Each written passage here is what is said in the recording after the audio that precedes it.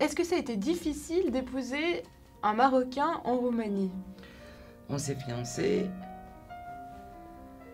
Et notre fiançailles, ça a été une lutte continue. Je peux vous dire, c'est toute une histoire parce que la politique, elle était contre moi. Moi, j'ai eu 24 certificats de virginité. Vous me direz pourquoi, oui. Chaque fois que je sortais avec lui, il y avait la police. Alors, peut-être que ça aussi nous a fait d'être plus sûrs de notre mariage et plus sûrs de ne rien faire de mal pour pouvoir arriver au... C'est ce qu'on dit, être Madame Mouline. Il y avait mis en garde de la police, si les jeunes filles sortent avec des Arabes, c'était la prostitution. Vous voyez? Et puis un jour, je me rappelle, mon père il a dit à Zed, demain, le président il va passer... Moi je suis de Yassi, c'est la capitale de la Roumanie culturelle. Et c'est une ville où il n'y a que les étudiants plutôt. Donc il n'y a pas tellement d'industrie. Il a dit, demain, il va arriver le président pour ouvrir un corps de la faculté de chimie. Alors, c'est le moment ou jamais. J'ai dit, tu fais quoi? Je me mets devant la voiture. Je fais quoi? Il a dit, mais non, tu écris une lettre. Ils ont écrit tous les deux. Moi, d'ailleurs, je ne sais même pas qu'est-ce qu'il a écrit dans la lettre. Même aujourd'hui, il ne m'a jamais dit. Il a dit, et demain, si tu as le courage, tu sors devant la voiture présidentielle et tu le donnes. Bien sûr, elle a téléphoné à tous ses copains. Elle a dit, voilà, demain, j'ai besoin de vous. Tout le monde s'est ramassé, moi aussi. Je voulais voir la preuve d'amour qu'elle me donnait. Mais c'était 3 ans plus tard, attention. J'ai eu des négations et des négations et des négations. Et je me rappelle qu'une fois, il est venu la police à la maison pour chercher de la drogue et du dollar. C'était vraiment... Quand mon père, j'ai téléphoné à papa, il m'a dit, tu ne ouvres pas, tu ne laisses personne entrer à la maison. Parce que c'est très dangereux. Et j'avais pas laissé, effectivement... Vous savez, ça a été une lutte continue. Moi, je me rappelle, mon fiancé, c'est à 7 h du soir, j'étais à la maison. J'avais pas le droit de l'embrasser. Je vous assure, ça a été vraiment l'enfer sur la terre. Ce sont eux qui nous ont poussés les dans les bras de l'autre, plus fort. Encore et encore pour lutter d'avoir cet amour.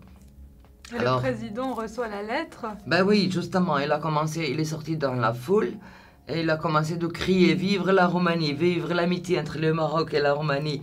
Et laissez-moi épouser cette fille. » Il n'a pas dit le nom. Il a dit « Je l'aime, je veux qu'elle soit ma femme. » Et il a jeté la lettre. C'est le président d'ailleurs qui l'a eu dans la main. D'ailleurs, je suis parmi, je pense, la seule Roumain qui a eu la signature du président dans le certificat de mariage. Et puis, quand il est passé la voiture, mon mari, il était par terre, il était battu. Il a été plein de sang. Ce sont les étudiants arabes et roumains qui l'ont tiré. J'ai eu d'ailleurs la preuve, c'est que j'ai eu la télévision roumaine 10 ans plus tard de mon mariage, quand j'étais ici au Maroc, pour savoir qu'est-ce qui se passe avec le couple qui, effectivement, ça fait 10 ans, ils ont demandé de se marier. C'est là, j'ai eu un très très beau reportage. Et la preuve, c'est qu'on était toujours... Voilà, j'ai eu l'approbation de mariage, je l'ai eu 24 heures plus tard. Ça a été vraiment vite fait. Ça s'est bien terminé. Oui. Quand vous êtes arrivée au Maroc, est-ce que vous avez été surprise par rapport peut-être à ce que votre mari vous avait dit, ce qui vous attendait, et vous arrivez là, vous êtes toute jeune, qu'est-ce qui s'est passé? Ben, chaque fois qu'on était fiancés, d'habitude, les filles roumaines, ils avaient beaucoup de cadeaux, vous savez, les bijoux, les trucs. Moi, j'ai jamais été attirée par ça. Et mon mari me disait toujours, tu sais, moi, je suis pauvre. Moi, j'ai pas d'argent. Je sais pas, il n'y a pas de problème. Moi, je ne fais pas ton argent. Quand on est venu définitivement au Maroc, on a pris beaucoup de livres. On avait presque 150 kilos de livres.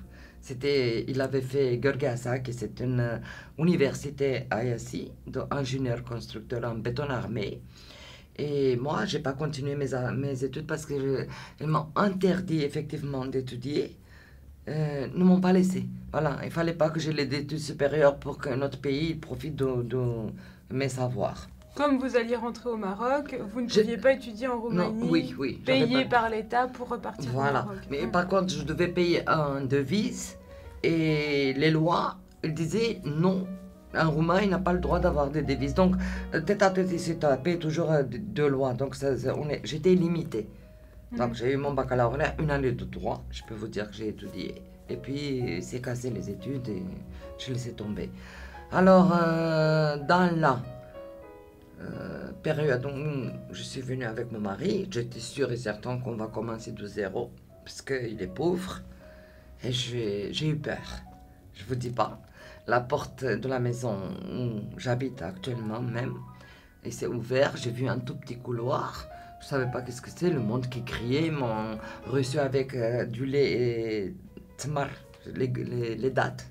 C'était une tradition là, marocaine. C'était très très beau. Et puis, quand je suis entrée dans la cour de la maison, j'ai eu peur. Elle était immense. Il était presque comme notre appartement de la Roumanie. Je ne savais pas est-ce que j'habite là ou j'habiterai pas là. C'est très joli. J'ai été reçue dans ma chambre nuptiale, si vous voulez, par ma belle-mère. C'était très très beau. J'étais vraiment étonnée. Je lui ai dit, tu es un menteur. Elle m'a dit, ben non, je voulais savoir est-ce que tu m'aimes ou non.